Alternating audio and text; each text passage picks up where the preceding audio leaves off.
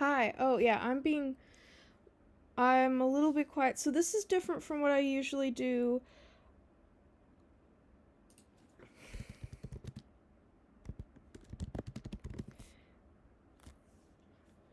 Um, Here, let me put this in chat and then pin it.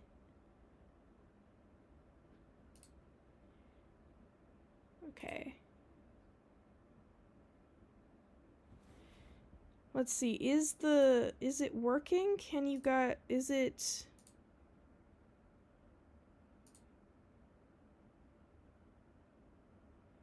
There we go. Okay. So, it should be theoretically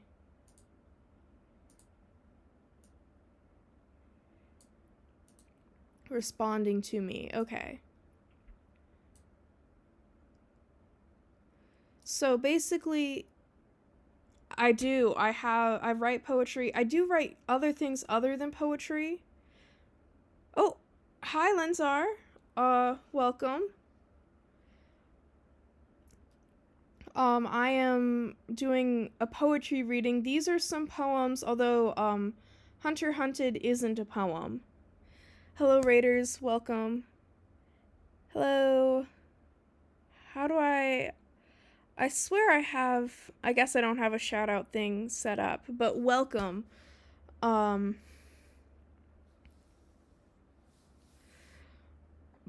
the idea is you guys can either I'll just go down the list and read the poems, or you guys can say, hey, I'd like you to read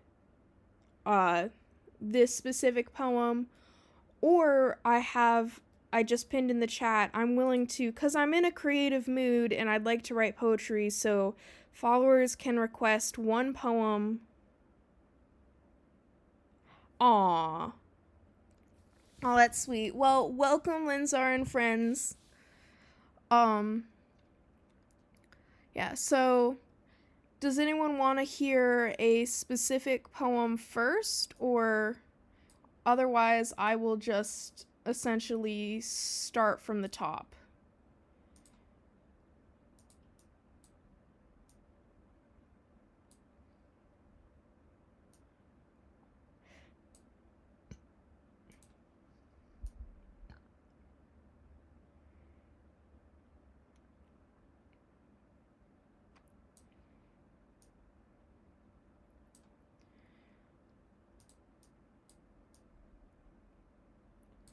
Okay, I think that's everything on screen, so I should be able to tell everything that's happening. Okay, I will start with 1500 years ago then. Here, actually, I can probably maneuver this better. Make them up and forget about it? Valid.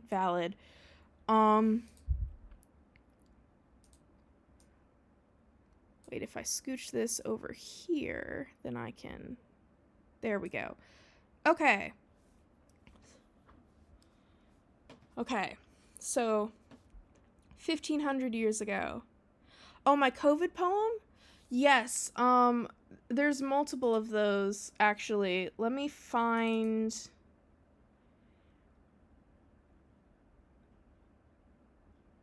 So yeah, the one that I just named COVID, I was very angry when I wrote it, so I have that one. I can read that one.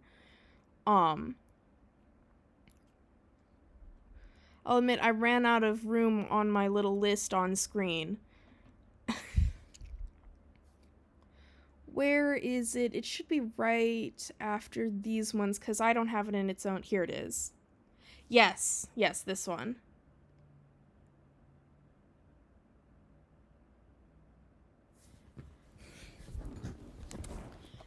Yeah.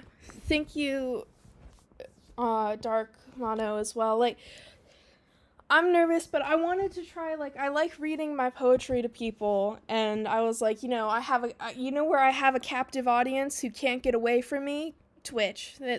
It's perfect. My sister, she'll just leave the room, but Okay, so this is called COVID-19. Pain. God, I knew I didn't know pain. I knew I'd felt pain worse than anyone would ever believe me on, but I also knew it could be worse. Well, it got worse. COVID-19, dangerous. I knew it from the beginning.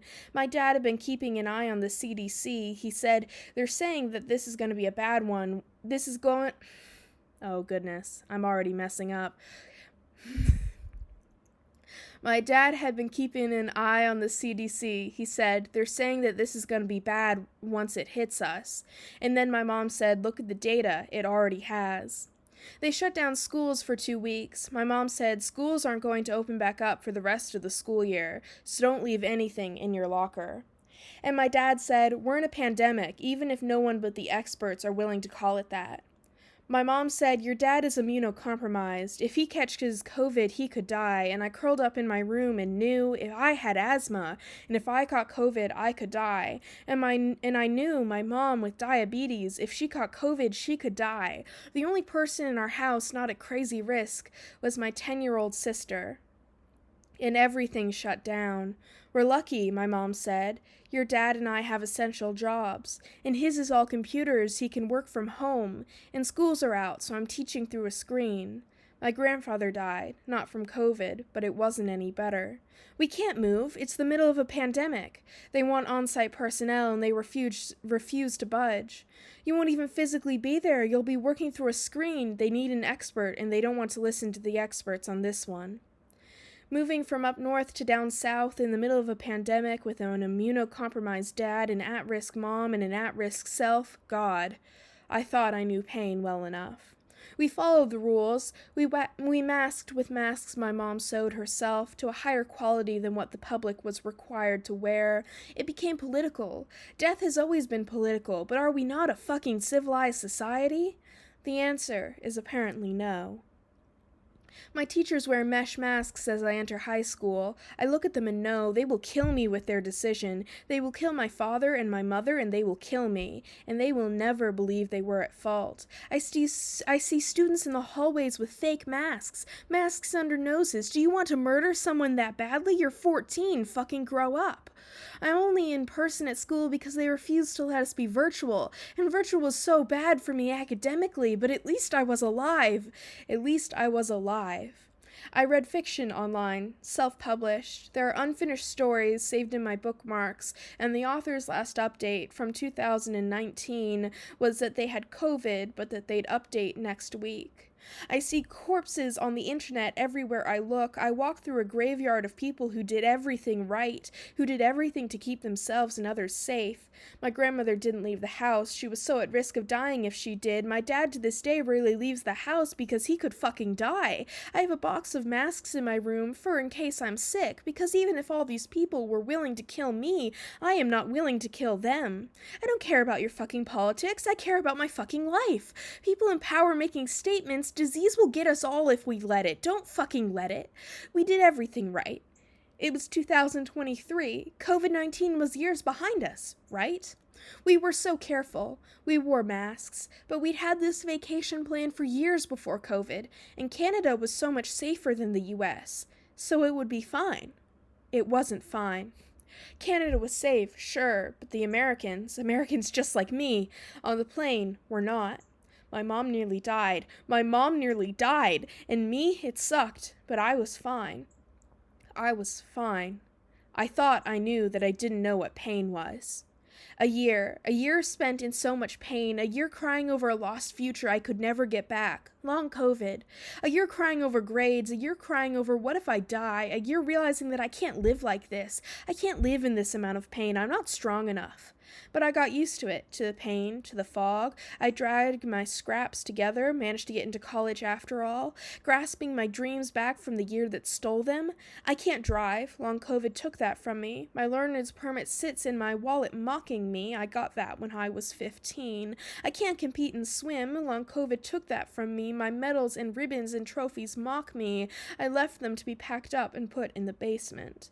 I can't run anymore. I can't do a single fucking cartwheel. I can't scale walls walls anymore. Can't do a handstand. I can't flip over and over and over. I can't do anything anymore.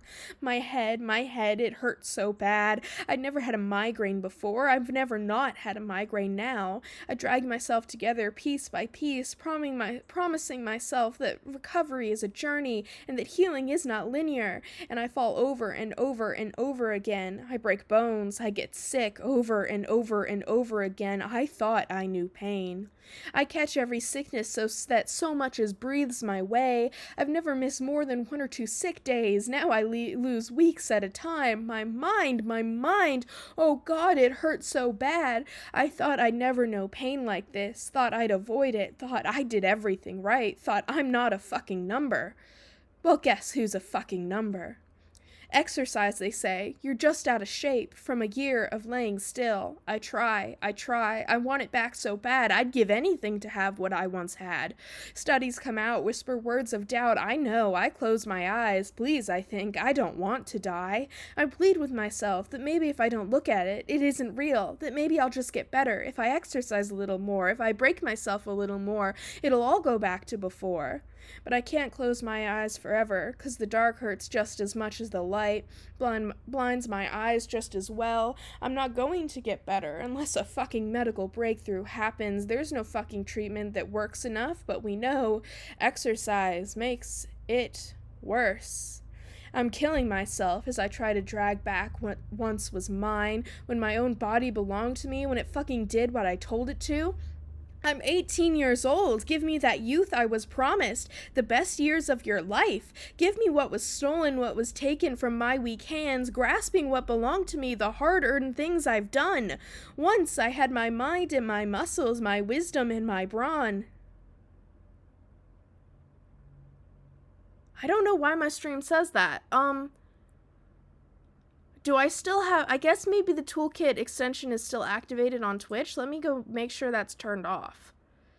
Let me, extensions. My extensions.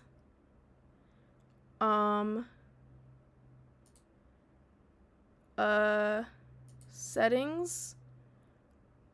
It's currently on, so let me, turn it off. Yes, it was currently on. It's off now, yes. Okay. Once I had my mind and my muscles, my wisdom and my brawn, my strength. I was so proud of it. How I defy the stereotype. COVID-19 stole it from me, stole my fucking life from me, stole my fucking dreams from me. But you can't blame the disease. The virus didn't have thoughts of malice when it tore me to pieces, ripped out my life, took everything with it.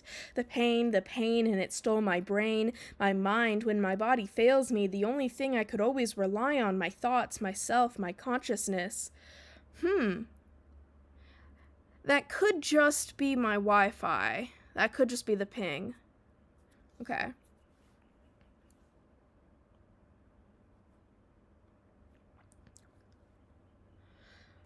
The only thing I could always rely on, my thoughts, myself, my consciousness, that if my body failed me, my mind would keep me, the fog sweeps in and drowns me.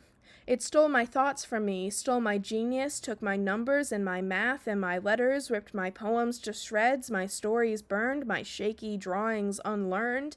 Give me back my life, because it wasn't COVID that stole it.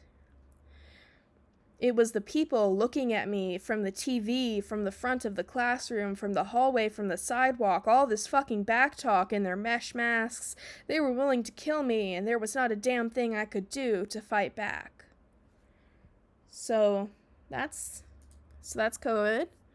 That's COVID-19. Okay, so you reload the page because the stream was stuck in loading, and then it showed up. Okay.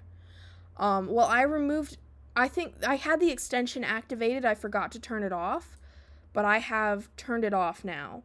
So, theoretically, if you reload again, it should go away.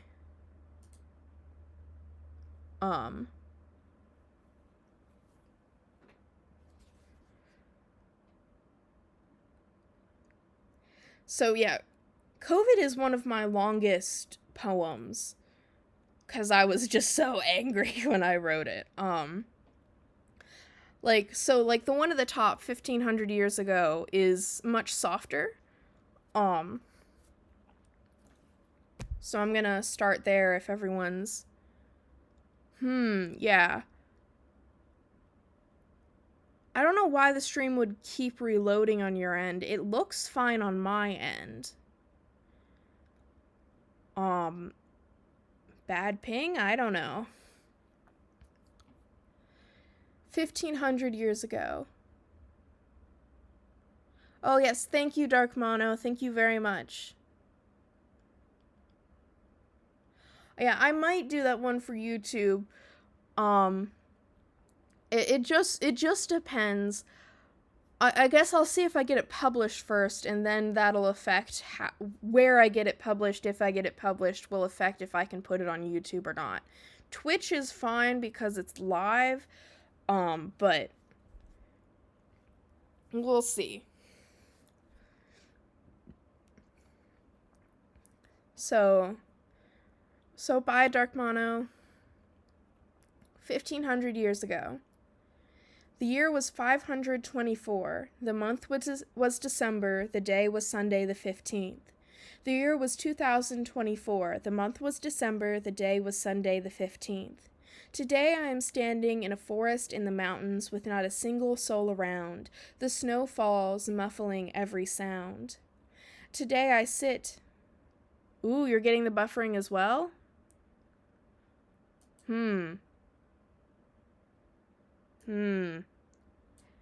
Uh-oh.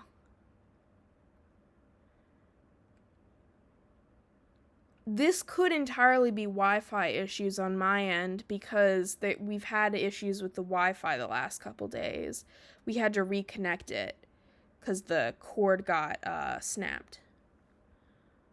Or cut would be more accurate, but...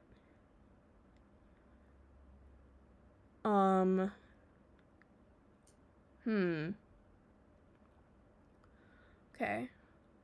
See you next stream, Dark Mono. Yeah.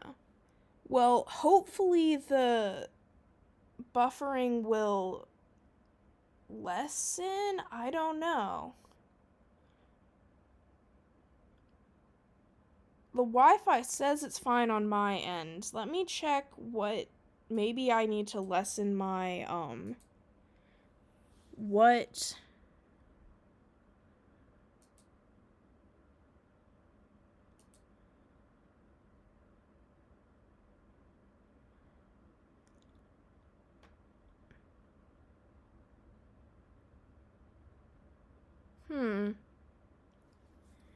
It says the output mode is simple, so it should theoretically be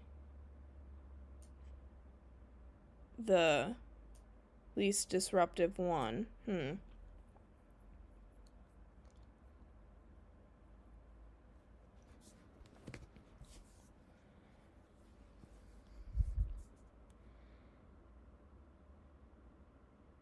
Yeah, so it was Sunday. Yeah. So basically I was doing a little challenge. We were given a prompt and I was like, I'm going to write about something 1,500 years ago on this exact day. So I looked up the date for that little thing where I was going to say the day was Sunday the 15th and then go on to and then for the one that was in the past, the day was whatever day, the 15th. But then it was also Sunday, which was crazy. So that was actually the day I wrote this. So that was random chance.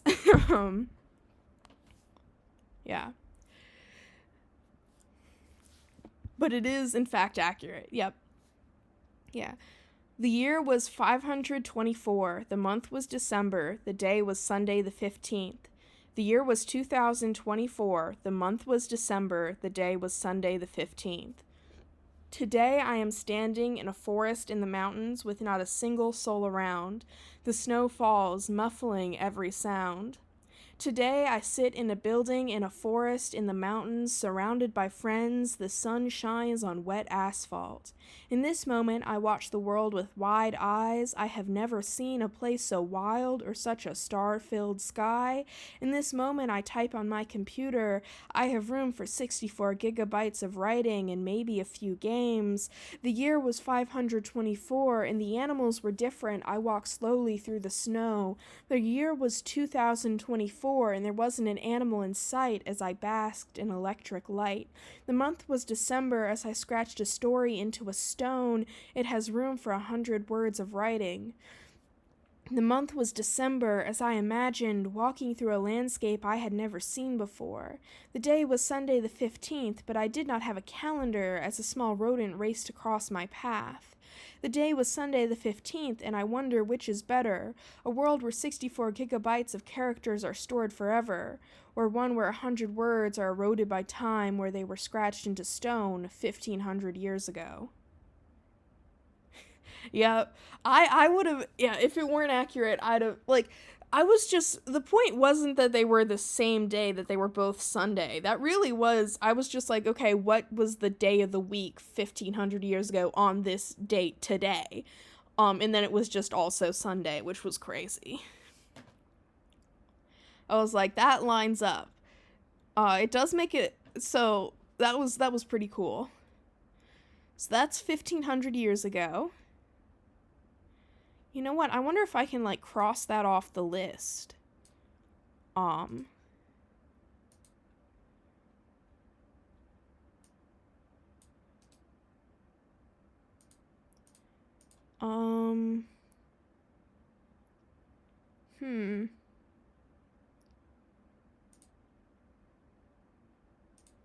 Whatever, it can stay on the list. We've read 1,500 years ago.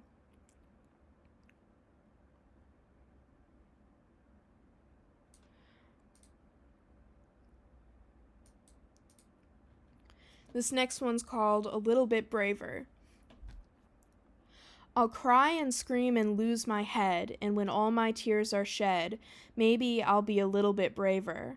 I'll sob into my pillow, hold my blanket close, and when I get up in the morning, maybe my emotions will be softer. I'll shout and stomp my feet on the cold tile floor, and maybe when my feet start to hurt, I won't be angry anymore. I'll cry and scream and lose my head, and when all my tears are shed, maybe I'll be a little bit braver. No one's around to hear these sounds, I just need to get it out. And maybe once I've ripped my feelings to shreds, maybe I'll be okay just long enough to make it through another day. I'll sob into my pillow, hold my blanket close, and when I get up in the morning, maybe my emotions will be softer. And maybe if I sing a made-up song about how everything is going wrong, I can be brave enough to change that everything. Hard to remember when the world is crashing down that I need to keep going, need to keep going. I'll shout and stomp my feet on the cold tile floor, and maybe when my feet start to hurt, I won't be angry anymore. I'll cry and scream and lose my head, and when all my tears are shed, maybe I'll be a little bit braver, a little bit braver. Pretty proud of this one. I just woke up one morning, it was like 6, and I had the I'll cry and scream and lose my head when all my tears are shed, maybe I'll be a little bit braver stuck in my head. I just woke up like that and went, oh my god, I have to write it down.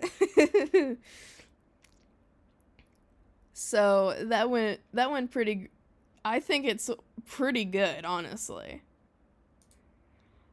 Um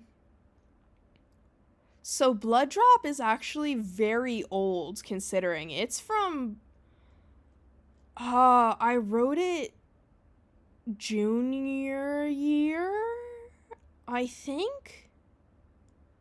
Yeah, end junior year of high school, which is like, right now it's 2025. So that'd have been 2023. Or I guess technically by then it'd have been 2024, but like the 2023 to 2024 school year.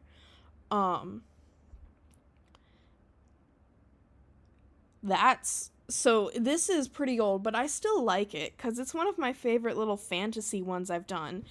And the big thing is that it has to be sung, kind of. It's a fairy tale essentially, but okay, let me make sure I have proper posture for this and then I will perform it. Whew. Yeah. She wanders through the streets, sneakers on the concrete, dark hair curling by her cheeks, dark eyes searching, streetlight lurching, pale skin, moonlight, sunset wears her bike.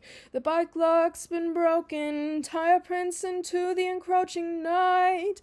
Ghost town, not really, footprints, gum stuck on sidewalks, signs of life everywhere. No one's dead, no one's sleeping, hiding in their homes. Dark creature of the night is creeping, dark eyes of the girl. Heart beating, mind reeling, car tires screeching. No one stops to save the girl. She pulls her hoodie up, dark blue, black jeans ripped, walks slowly like you're not afraid. The spider is more afraid of you than you are of it. Dark eyes sweeping, silence weeping, sneakers squeaking. She steps over the cracks in the concrete.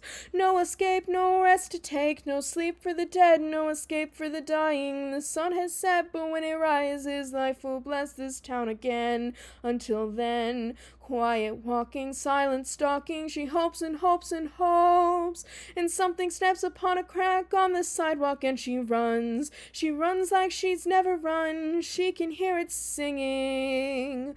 Blood drop, why do you run?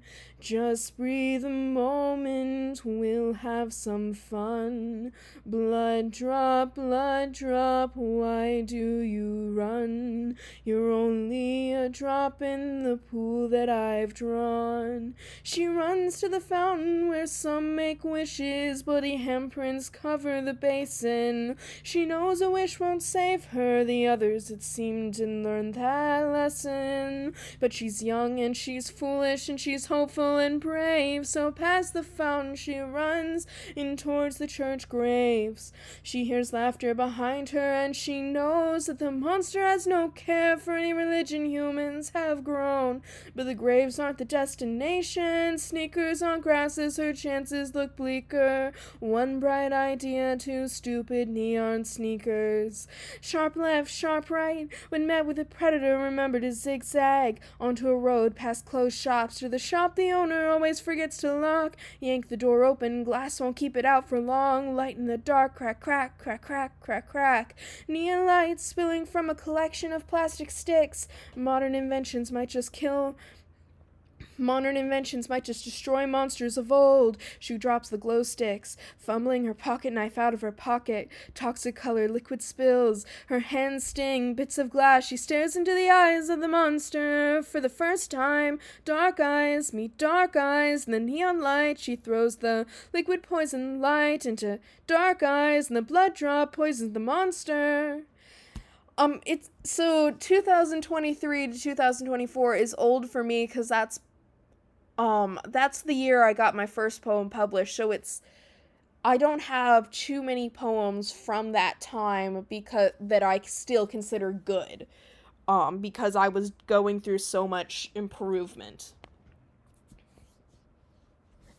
Um,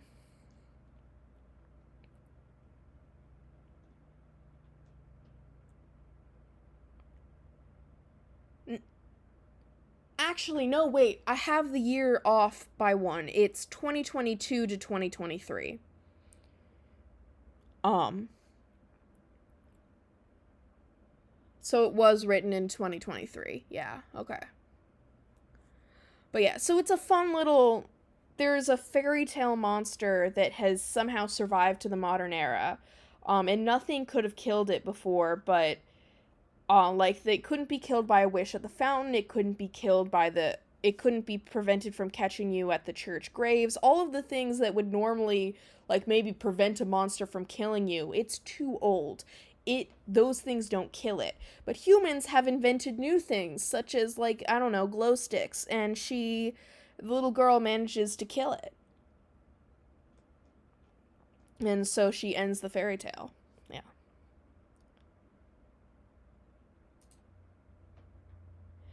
Yeah, and singing it is always fun, because I have to get the rhythm right, because there's one specific line that's, you do write decent poems, they're good. They're very good. Yeah. The reason it's difficult to get the rhythm right is because there's a specific line early on that it has to be sung at a different rhythm from everything else. That otherwise it's too long and doesn't fit into it's too long compared to all the other lines. But the point is you're supposed to sing that one very, very fast. Um, and then of course when you hit the monster speaking, it's supposed to go really slow and low. Um, I can sing very low comparatively to how I can sing high. I'm an alto too for a reason, but I haven't done any warm ups, so like that would not be a good idea for me to attempt right now. um, Especially switching quickly between the slightly higher pitched girl and then the lower pitched monster, just easier to just have kind of a false lower by just going much slower for it. So it's a little bit lower, but it feels like it's much lower than it is because of the sudden change in tempo. Which one did you show me? I honestly don't remember the name, but I remember it was very good. It was about dresses and being a princess. I liked it.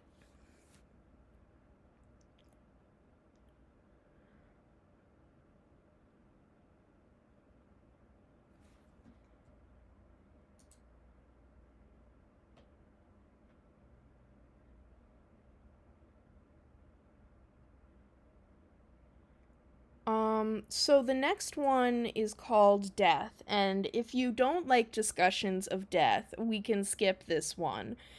But it does, in fact, involve death. And I guess there's the implication of thinking about suicide at the very end, but there's no overt discussion of it, and it's not thought about very much. Um, Like, it's heavy because it's kind of the growing up and learning that death is real. Because before then, death isn't really, it's not something that's a real, but then it is, and that's scary.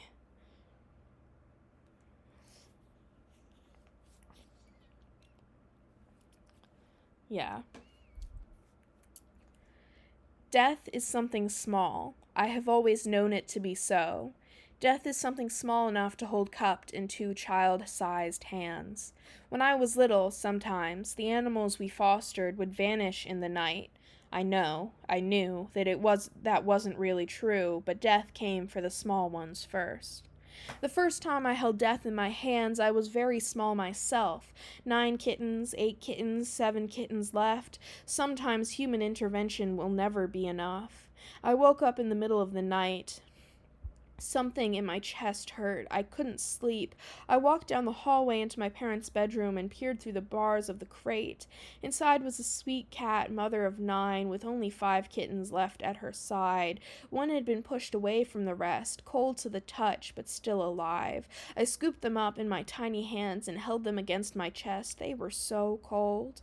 I pressed them against my skin as if I could will all of my warmth into them. When they were warmer, I set them carefully among their siblings. I closed the crate behind me. I went back to my room and slept fitfully. The kitten was dead by morning. Weeks later, we saw our one survivor off to be adopted. The mother, who herself was young enough to be a kitten, held within my hands. Death is a small thing. Maybe that is why it comes for the small things first. My hands are bigger now, and now death too takes bigger things. Grandpa and grandmother, leaving Grammer and Fafa alone. Takes the dog who barks all night and cuddles with me in the morning. Takes the cat I've known as long as I've been alive. Slowly his purr dies. Oh my god. Ah, you can't. I'm here. Kill him. Kill him. How do I. Where's my. Where's my band hammer?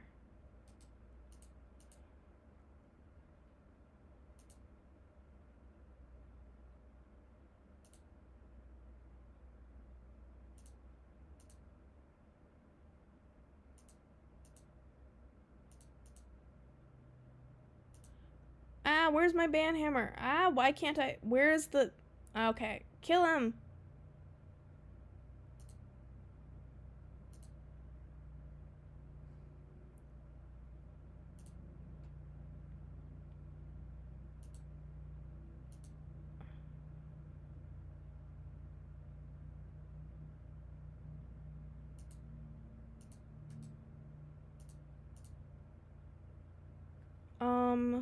Why can't I... Why won't it let me remove them? Oh, goodness.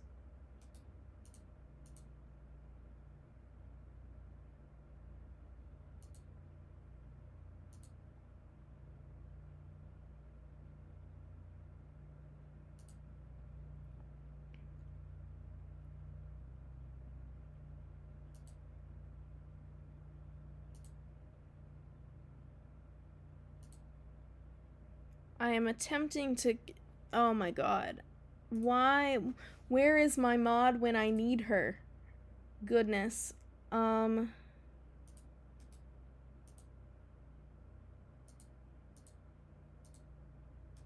Okay, that'll work, yeah.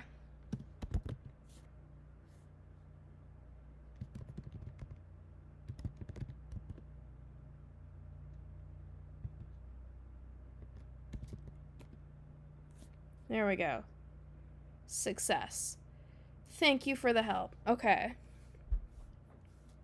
I can go back to the poetry now. Death glances at me as I lay sick in my bed. Death won't come for me yet, but I consider through the pain and the pointlessness. Maybe this time I will walk to death. But death presses my hand over my heart and whispers, "Death is small, small enough to be held in tiny child-sized hands. I am bigger now, and I have so much to live for." Looking back, I'm glad I stayed. The pain faded away. I will never be the same again. The course of my life shifted. Sometimes the pain echoes through my head and my limbs ache, but death is a small thing, and I am not afraid of it. Life spreads out ahead of me, and I will follow it.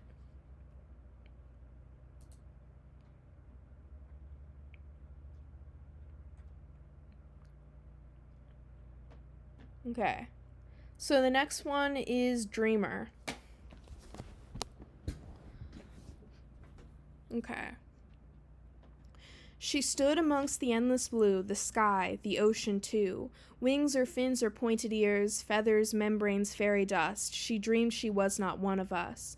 Hard to love that which you hate. Hard to love yourself when your heart beats the same as what you hate, the human race. She tore herself in two, one to fly and one that flew. From the stars she carved a heart to replace the one between her lungs, and from the moon rock she made new bones so that her skin could hold her home. Hard to love that which you hate, hard to love yourself when your heart beats the same as what you hate, the human race. She dreamed the sky was in her blood, like humans of old stared up at the sun. She dreamed the salt water that filled her eyes would let her swim, would let her fly.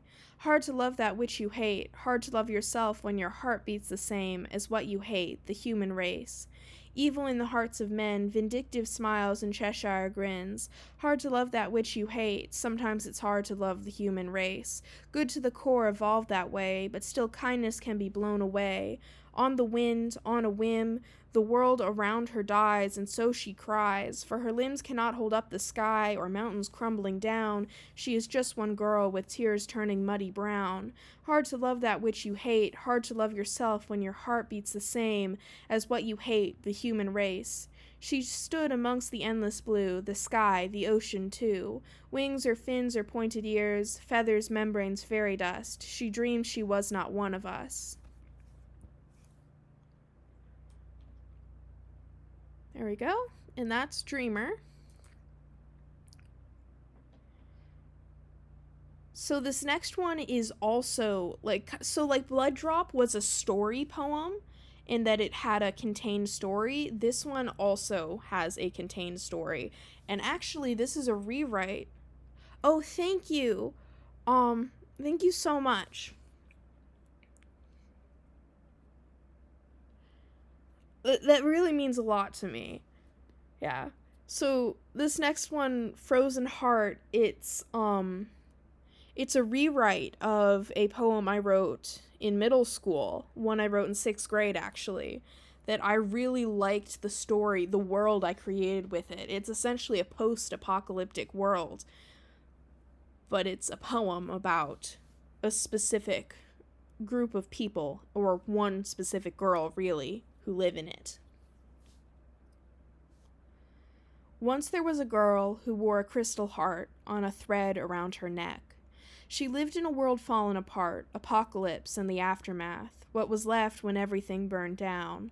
She lost a lot of things, she lost a lot of people, on her path of just trying to survive. She wore a necklace with a heart as the pendant, the size and shape of the one in her chest.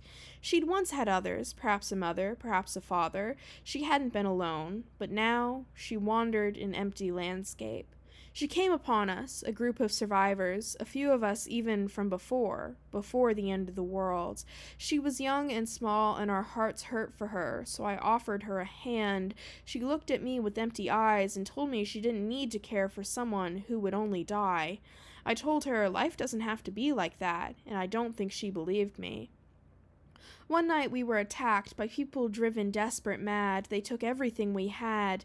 They were leaving when they saw the girl with Crystal Heart against her chest. "What's it made of?" one of them demanded. "Ice." That made them angry. That made them rage. They snapped the thin thread. They gasped that it was cold in their hands, and it started to melt. Droplets of water and snow melt. "It's ice," she told them once again. "It's my heart." And then she collapsed, a hole in her chest, bleeding from frostbitten edges. They dropped the melting hunk of ice and ran like their lives depended on it. I rushed to her side. "It's okay," she promised. "I'm not one of those things that can die." One of us picked up what was left of her necklace and passed it to me. I pressed it into her hands, and she said, "Oh, a frozen heart won't work again," and I stared at the hole in her chest. Sometimes, in the aftermath, you stumble across impossible things, like a girl frozen in the middle of summer, alive inside the ice, just asleep, and her heart on a string slowly condensing outside of her chest, reforming after the world ends.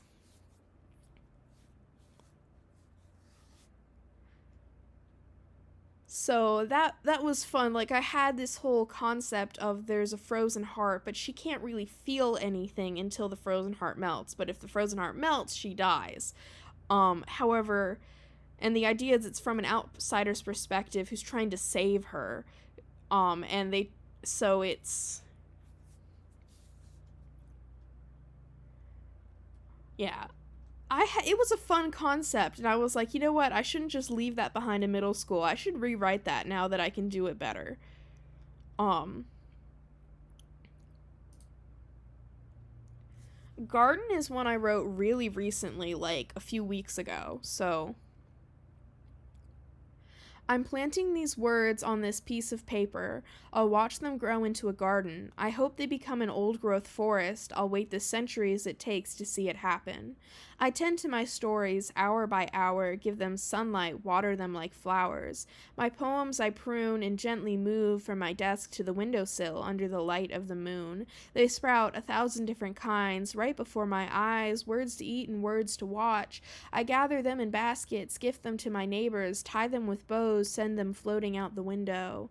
I'm planting these words on this piece of paper. I'll watch them grow into a garden. I hope they become an old-growth forest. I'll wait the centuries it takes to see it happen.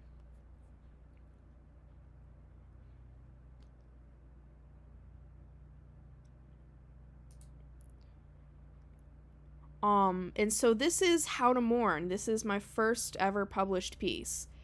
Warning, this is about the death of my grandfather, so we can skip it if people don't want to hear it.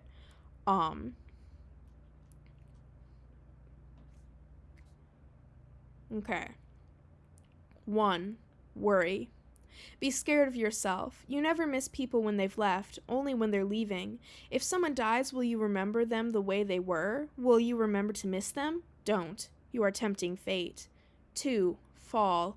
The worst day of your life is here. Welcome it, or you will be overwhelmed. Your grandfather is dead. You knew him. Knew. Past tense. He is gone. You will not remember him as he was. You will miss the way you could have known each other. You will lose the past. Don't bother holding on. But the future presses down against you. You lose your footing inside your mind. 3. Crash. Hide in your room. You are empty. Cry anyways. You weren't close. You could have been. You were getting to know him. He will never read your poems again. He will never finish the poem he was writing. He will never read another story to you as you sit on his knee, his beads his beard scratchy as you lean against his chest. That's okay. You've been too big to sit in his lap for almost a decade now, anyways. Slam your notebook shut and send it flying into the shelves with a satisfying noise. 4. Burn. Your suitcase is packed for the funeral. You want to read something. Your bookshelf is empty of words. It holds only blurred ink. Pull out the keyboard. Write him one last poem. You will read it to his ashes. Inspiration sparks from grief, and you are glowing with grief. 5. Arrive. There aren't enough rooms in the house. You will sleep in his study. There is a bookshelf with every poem he ever wrote on it, ripped up nice and neat. It is an old house. The dust has already settled in. His desk is empty. You will write at it. Fill in the spaces with words he will never hear. Wake up. 6. Speak. You will wear shoes that pinch your toes, a black dress you will outgrow in only a month. You will have a typed up poem clenched between your hands, your teeth. Your sister will play her trumpet. You will learn more about him than you ever knew. You will stand up. You will read to the flowers around his urn. You will perform. You will remember. 7. Live. You have yet to visit his grave. Maybe you never will. He will never see you grow up, but you will remember in his place. Let go of the past. The future is better without it. You will remember, just as you will forget. Okay, so this is Hunter Hunted, and it is not a poetry piece. And it was published April 22nd, so this is one of my most recently published work. This is a creative nonfiction piece, meaning it is nonfiction, but I wrote it in a fiction style.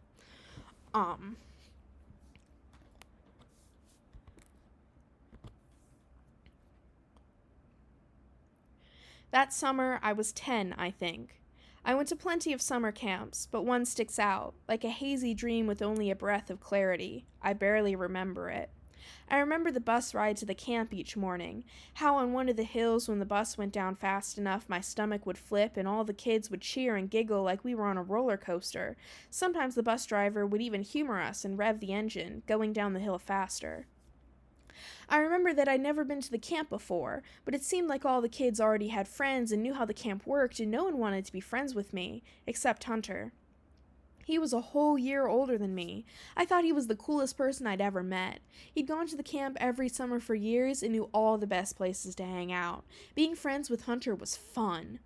On Thursday, we got to stay the night at camp, sleeping in the cabins. I was so nervous and so excited, and I'd never slept away from home for a summer camp before. Before bed, just when it got dark enough out to need flashlights, the whole camp got to play manhunt. There would be 2 people who were it, and they'd have flashlights and the rest of us would hide.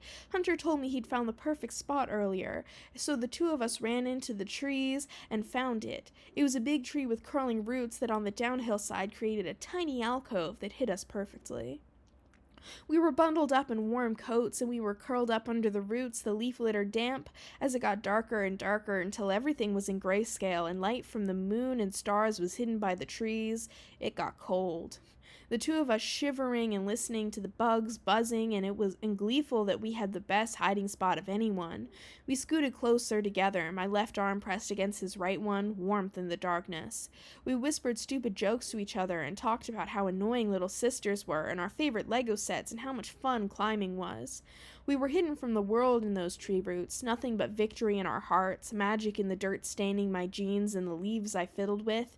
In those moments, I thought it was the most wonderful moment of my entire life. I thought, I'm doing something right now that I will remember forever. I'm happier than I'll ever be ever again.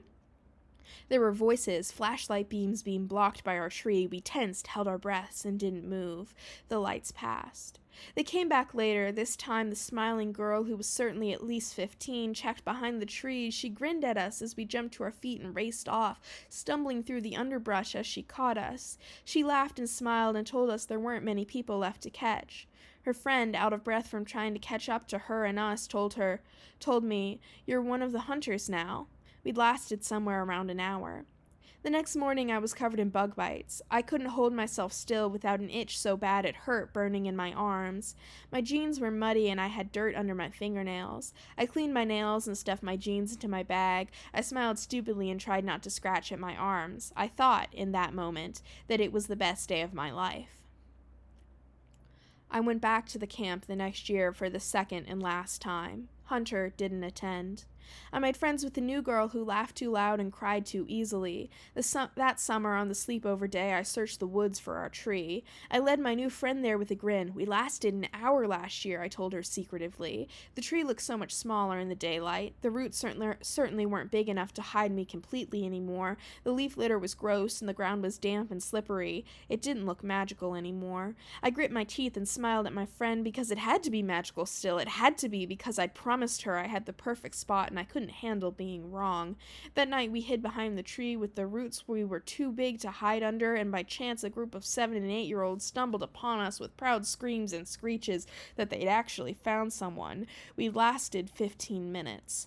The next morning, because I'd remembered to wear bug spray this time, I only had 2 or 3 bug bites. They barely even itched.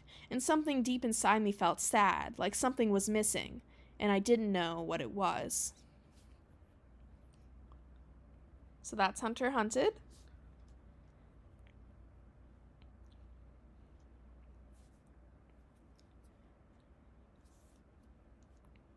I had a lot of fun with this one because it is nonfiction, but the way I phrase everything leaves a lot like what is the thing that's missing? The answer to that is, well, I have an answer in my head, but I left it so that there's several different answers someone can come up with, and all of them are valid interpretations. Was it because Hunter wasn't there? Was it because I was older? Was it because it was no longer, like, was it because I'd grown up? Was it because we got found faster? Was it because, like, what was the thing that was missing? The easiest answer is Hunter wasn't there. And it's true, that was missing and that was a big deal. But that wasn't the only thing that was missing. Time had passed. And I wasn't the same person anymore, and I was trying to be. So, I like that there's a lot of interpretations there that I left in, even though technically I suppose there is a correct answer if you think about it. Because it's nonfiction, and I have that answer, but I want to see what other people get from it, because I purposely left it open enough that you can get all of the different interpretations.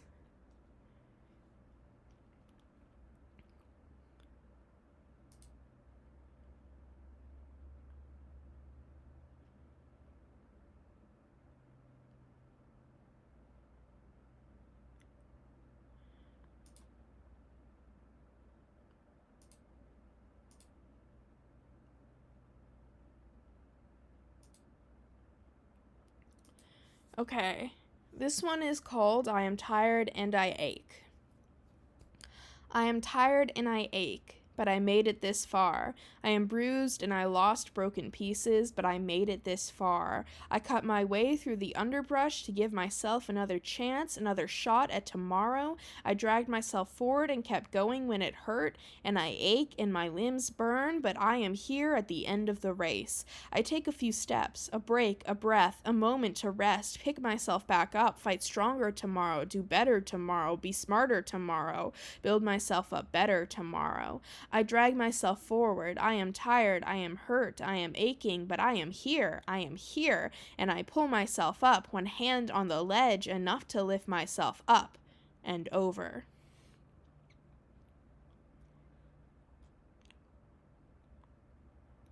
So that one's pretty short, but technically I got a grade for that one. I turned that into an entirely not writing class, and because they're like, do a reflection on the semester, and I was like, oh boy. And I was like, do I have to write a whole essay? Because that was it. And then in the little parentheses they said, or you can write a poem, and I went, yes, they're like a minimum of 1 page, and I was like, I am writing a goddamn 1-page poem about how this semester has been going for me. You're gonna like this one. Teach, the professor's gonna like this one. I got a good grade for it too.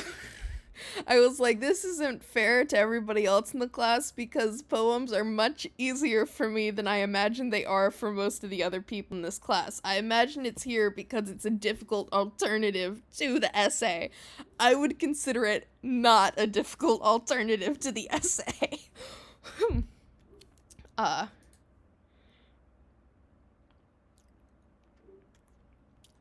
So this is Mergirl. This was published in just the local newspaper at my college, which was very fun, but it does mean there's not an online version, so I can't like link it for you guys. Um, but it has technically been published, therefore. I saw her once amongst the waves. I thought my mind had tricked me. So far out at sea, no child could be found in the water, and yet. I shrugged it off, thought no more. The ocean plays tricks on sailors, I thought to myself. I'm not the first to be tricked by a seal in the distance. The nets were thrown and pulled behind. Fish don't know curiosity. It's why they are caught so easily, because they never learn. But curiosity is why dolphins catch in nets. We pulled up the net, think we caught something big, and there in the net, thrashing as she cried, was a mergirl with seal brown eyes. She sobbed in a language none of us spoke, her tail sealskin spotted brown, her fingers clawed and her hair seaweed blue. She wailed like a child, learning something was sharp. Curiosity can be a dagger to a child's heart. I pulled her from the net, shushed her sobs, noted gills and lungs in a heartbeat, beating fast, beating fast. Once her tears had dried, I brought her to the railing. She looked at me once with brown eyes and dove over the side, into the waves, and never looked behind. I saw her once amongst the waves, never again. Mergirl swimming through the sea. If any were to ask me after, it was only a seal in the water. Did I get into trouble when I shouted yes? I kept that yes internal until after the class, in which I bragged to all of my friends who weren't in the class, going, "Ha ha, the teacher's a fool. They didn't think they had any English or writing majors in their class. Don't know why they thought that. Ha ha ha." I was like, clearly the teacher, what I really think is going on is that it wasn't meant to be a super difficult assignment, and so there were a couple variations, but all of them looked fairly difficult to me except for the poem. Like, difficult time-wise, not necessarily effort-wise, just the amount of time it would take to do each one. And I think for most people, a poem would take about the same amount of time as the essay with the length she specified, or the other the other thing she specified, I don't remember, that I think it would take about the same amount of time for most people, and she probably judged off of herself. But I would not fit into that category so I was like, wow, I can do this in like 20 minutes. She doesn't even have to know if I wrote a good poem or not. She can't tell. If she were an English major, I'd be worried, but like, she can't tell this, that she majored in like psychology or something. I don't know. She can't. She won't know if I half-assed this or not. I mean, I didn't half-ass it, but like, it was essentially this is a free A in this I'm not in the class as a whole, but like on that one assignment. This is a free 100%.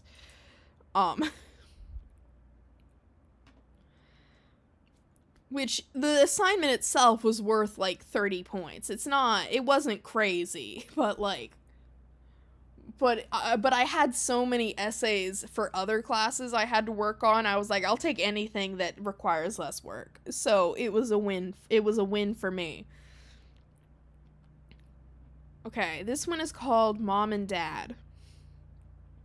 You inherit things from your parents, from the people who raised you. I have my father's nose, I have my father's skin, I have the color of my father's hair and the texture of my mother's, I have my mother's comprehension, and I have my father's mind. I got the pain my mother grew up with, filtered through layers of love.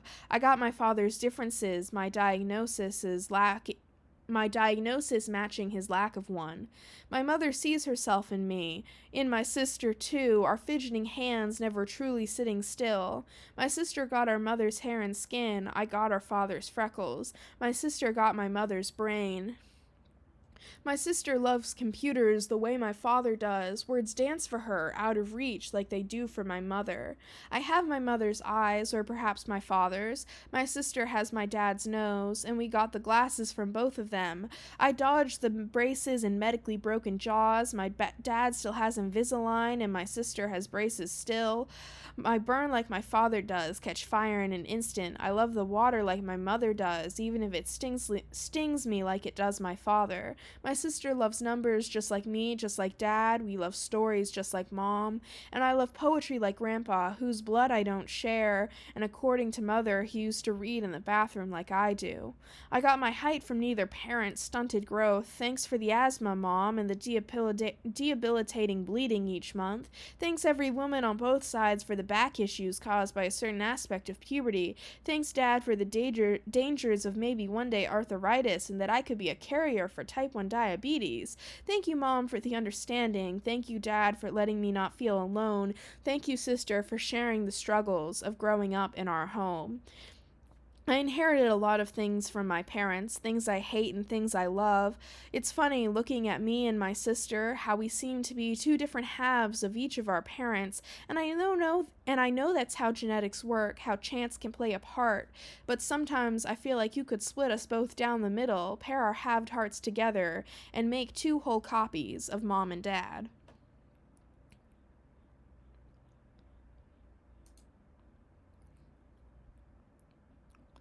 This next one is called Human.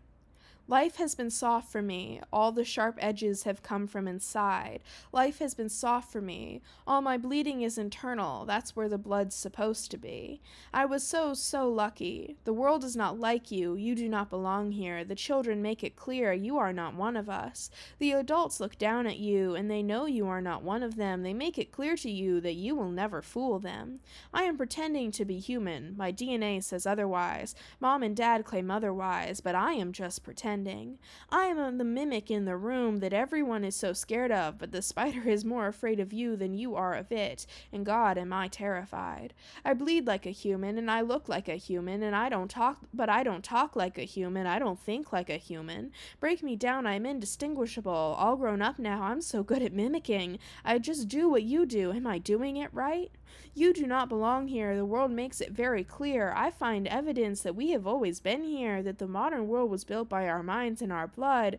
I have a fear deep inside that I have tricked my whole family and all of my friends into believing I am human like them.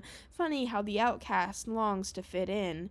I am a social creature. I could list my traits and they would match up with humanity. I evolved as a pursuit predator, just like humans did.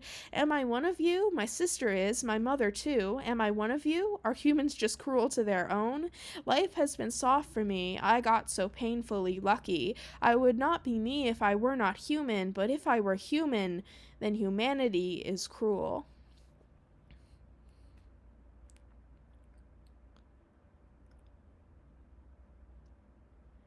The next one is called Treetop. The fall isn't very far to my young eyes. The tree is taller than the house it sits beside, and yet I climb. Higher and higher, it's beautiful up here. My friends beneath me cheer, they think I'm braver than them. They all gave up about halfway there, and here I am climbing higher. I look around over houses and see nothing new. My mother is screaming, "Get down, get down!" I look down, and the height makes itself known to me. We are all, as a group, forbidden from climbing the tree. I look at its branches longingly. The height now, it scares me. I've always liked to climb, to be up high. Get me off the ground, let me pull the ladder up behind me until I am entirely detached. I'll just add railings to my loft bed and sleep up high in the treetops.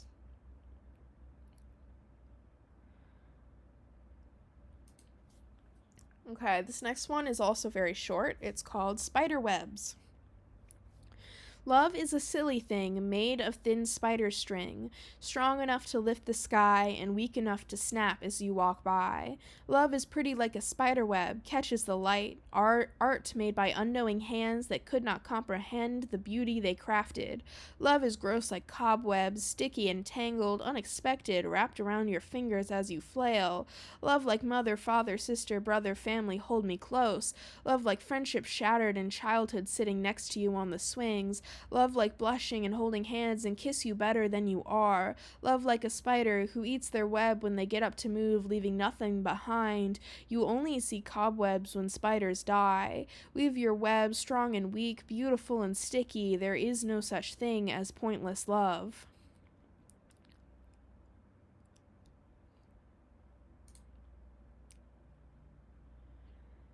And then this is the last one on my list, and then I will write poems if people will request with a theme if they're following. This is called Stardust. Ooh, let me get a breath. Oh, sing me a song of stardust, of beginnings and ends, where the universe started, where it all began. Sing me a song of heroes and villains, those who died long ago. Sing me my history, the echoes written in my bones. I am the dreams of 1,000 people before me. They dreamed they would live on through me. My face they didn't know, my stories they couldn't grow, languages we spoke echoed, and I wouldn't understand a word. How far back can I reach? Back through life, through eddies of stardust and rivers of time, back before we were human, back in time, back before the world looked like this, back before the continents. How far can I go back? Would the little mammal be proud of me, the one who survived everything, small enough that my hand would dwarf it? Did it ever imagine it would birth giants? And when the sky exploded, did it know it would be the start of a new era, a new age? Did it know the world it would make? If I reach back, way past, to a fish and an ocean we wouldn't recognize, back in time, smaller than the nail on my pinky finger, would I look into its eyes and see mine? Sing me a song of stardust, of the highs and of the lows, the things that happened that humanity will never quite know. There were other humans once, they looked so much like us, we carry just a few of us. Their DNA echoes in us, and yet they are all gone. I am the product of millions of successes, of creatures, of people living just long enough to keep it going, to keep the wheel of life spinning. I would reach back through time, run my hands through the streams of stardust, and wonder, was this us? When we discovered fire, do you think someone imagined what we could one day be? Do you think if I reached far enough, if I went back far enough, do you think they'd know me? Echoes of our reality, the future written in brand new stone that has yet to grow old, fossils held in my hands, and I wonder, is the shell imprinted in this pebble the gravestone of an ancestor of mine? If I reach back in time, sing me a song of stardust, of how the universe began, tell me how it'll end. As we're spread apart, tell me what's in our hearts, because you can go back to before the moon lived in the sky, watch it crash right into Earth and make our moon, make our ground, spinning round and round and round. Which particle can I trace back through space and time? Which molecule can I hold to you as proof of where we've been? A single atom somewhere in my blood came from that very first explosion, that first star, our first universe so far. Sing me a song of stardust, hear it echo through your ears as they resonate with where we once were, where we were.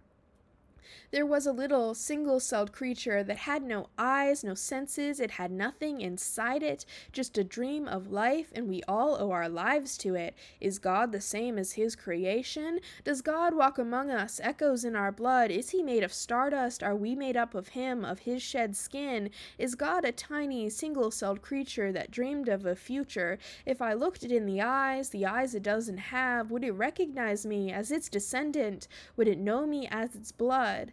I am family to everything alive. Just go far enough back in time. I see you on the other side of the world, and you look nothing like me, but I look in your eyes and I see.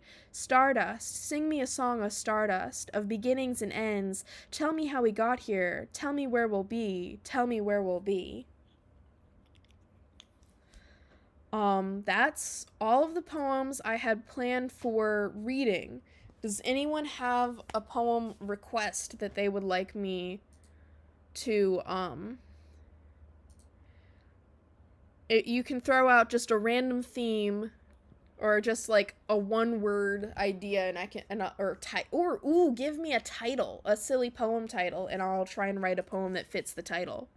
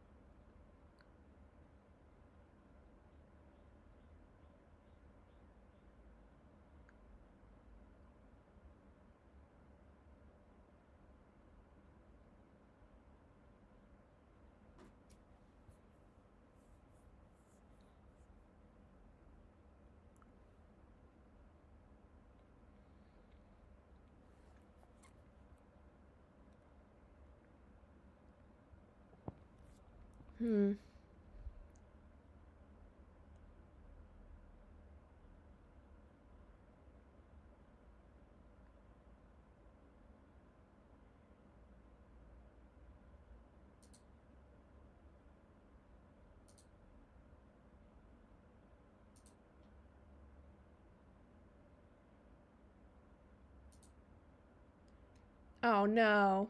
The man who sat on the toilet. Okay.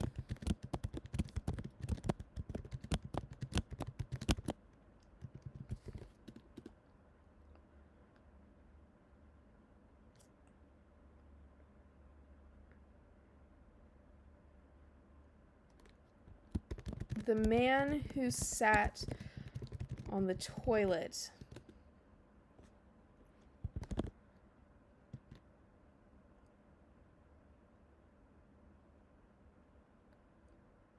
was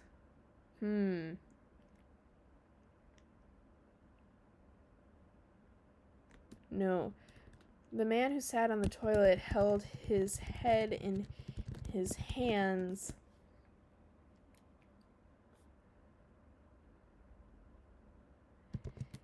It seemed the only time the world paused was when the door locked and the stall closed, and no one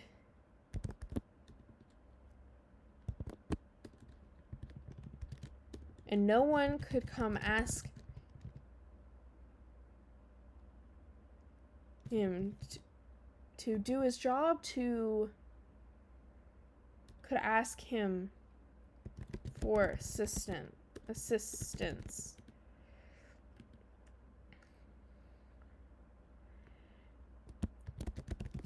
He felt that I did say that, any topic. My first mistake.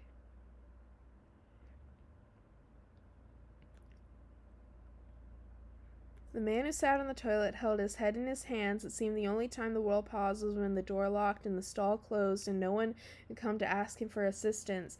He felt that he was running on everyone else's time, that his life was not his own, that he could not lock the door, could not turn off his phone, that work invaded every hour and someone always needed something, that the only time someone accepted that maybe he wasn't free was when the door locked and the stall closed, and he could say, "Just a minute. I'm on the toilet. I can't answer the phone." Haha. You tried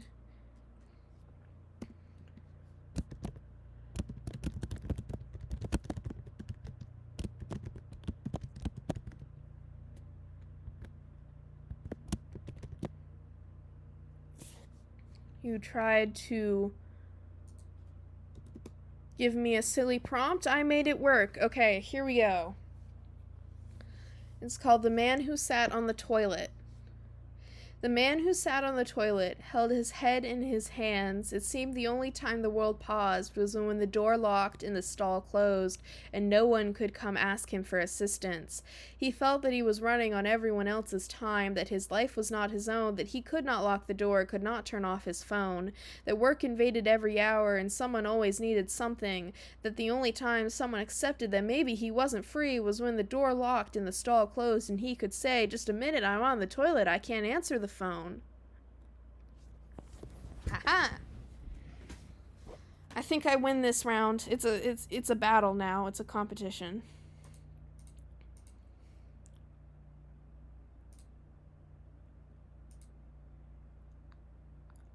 Okay, let me unpin the thing I have pinned and then pin a new thing.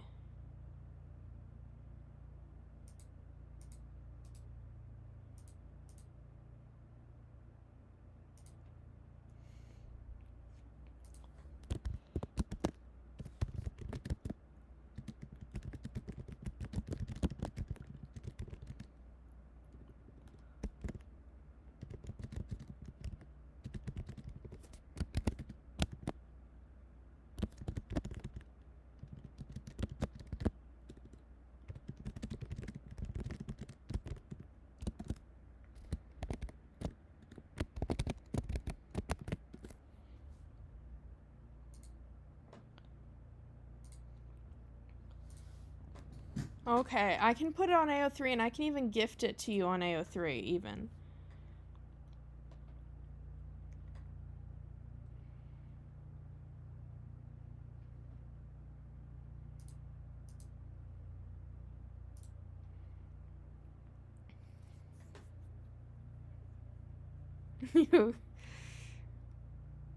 Well, I had veto power before, but I've changed it to now people suggest a poem title instead of a theme because I think a title is more fun. Gives me more freedom.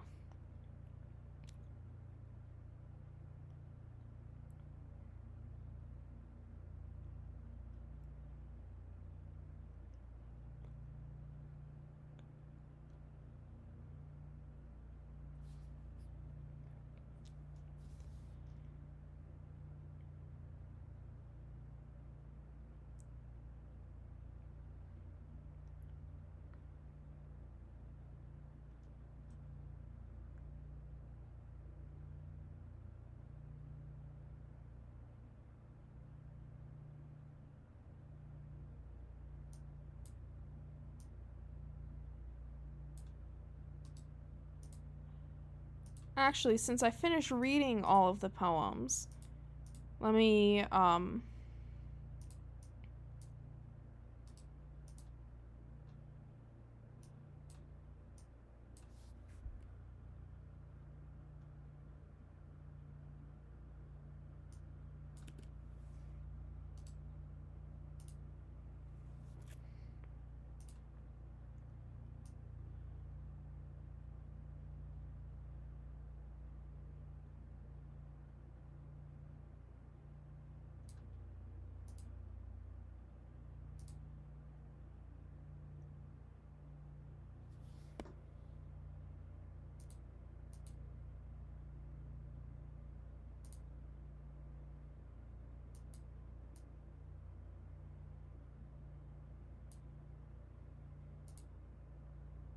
there we go. Or actually, I want to move that. I want to center that a bit more. Let me...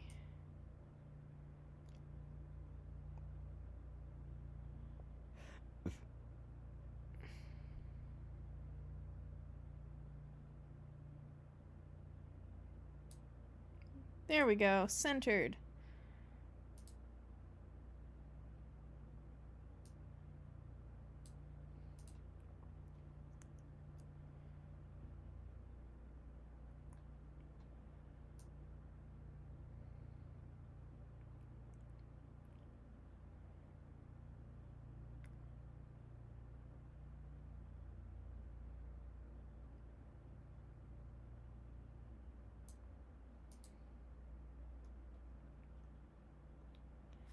Does anyone have... And people are allowed to suggest multiple titles. They can only they just have to do it one at a time.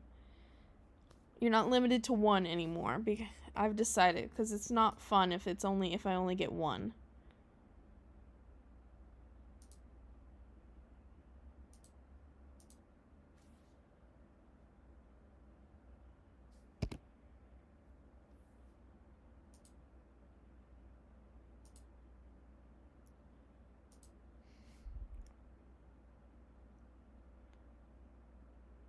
What? Oh, now I have the buffering that says toolkit.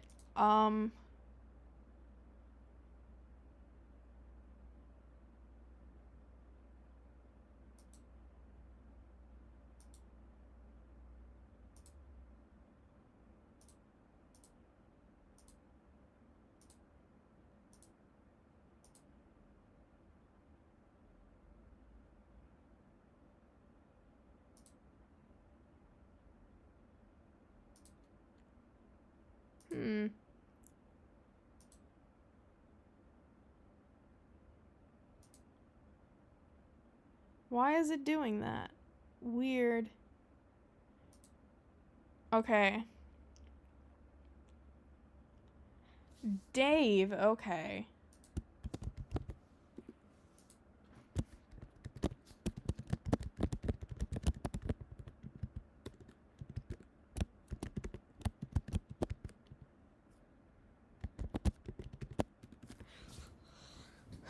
Let's see.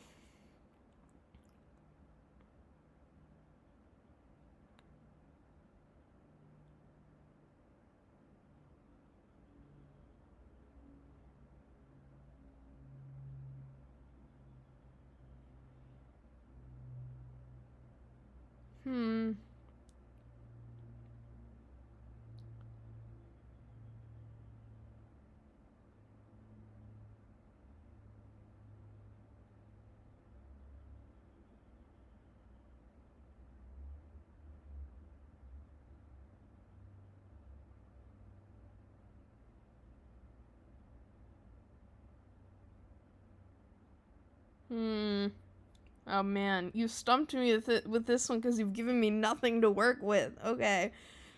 Okay, we're gonna... Dave is a character.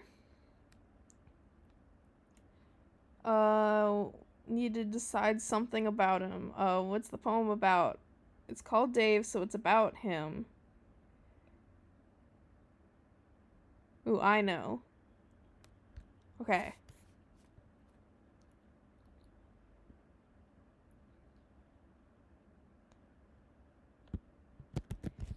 Names have power.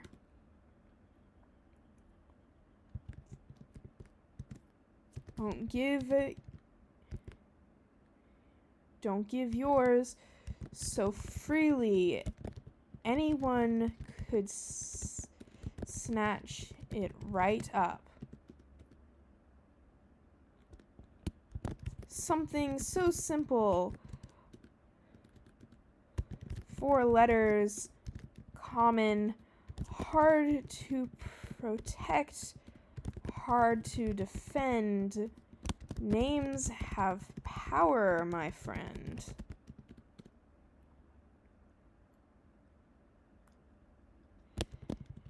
You slipped up. Gave it to me. And now it seems I see what what you see.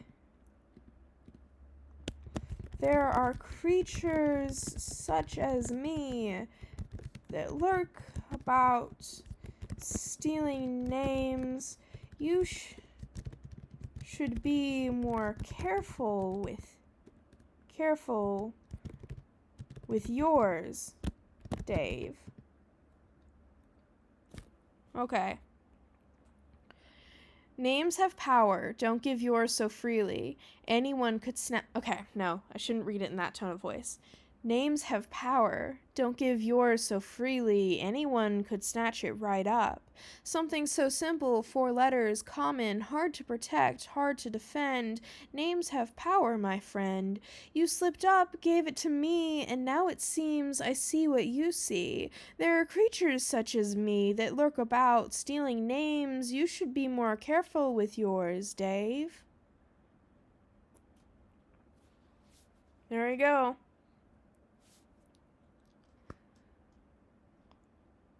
Okay, I'm thinking I do 1 or 2 more, and then I should probably stop to have something to eat. It's not really a mealtime, but I should have some sort of snack or something.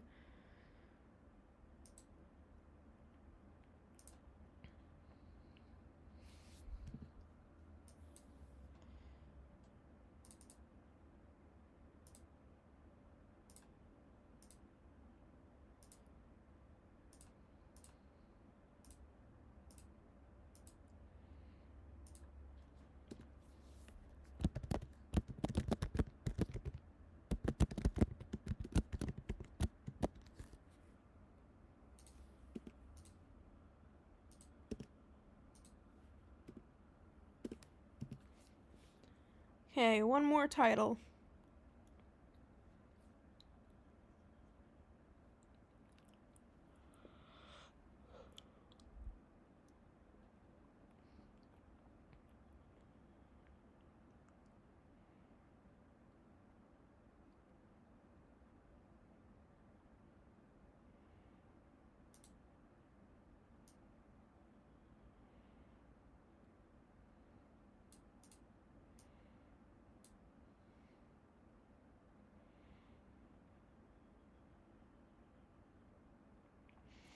Oh, this is also probably the first time my PNG tuber little avatar has been fully on screen, because usually she's partially cut off because I don't want her blocking the gameplay. But yeah, I gave her a cute little outfit. She's in a little jumpsuit. I have a bunch of cute outfits for her, actually. I don't have any of them set up currently. Here, that's just me again, but that's just the same outfit, but angry. This is angry glowing. This is glowing, but not angry. Yeah,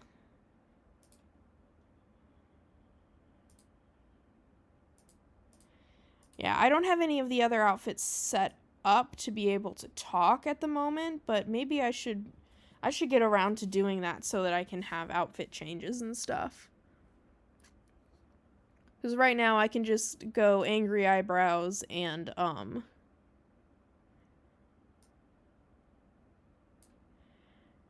glowing.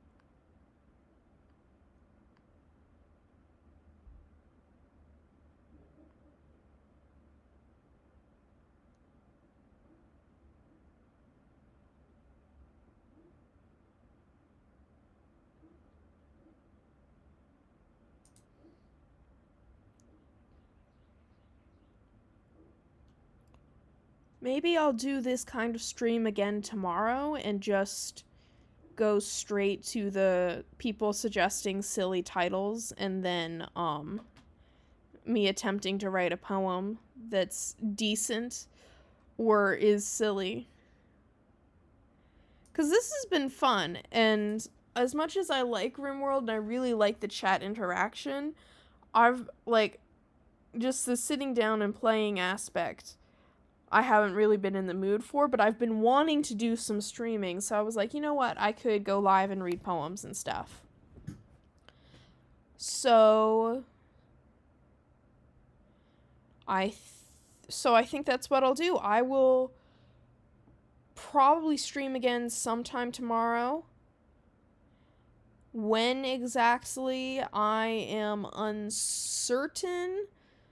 I have work, like, not actual work to do, but I have to unpack some boxes. But I should have some time, maybe either morning or evening, depending on when I decide to do the unpacking of boxes. So I guess I will see you guys tomorrow. Bye.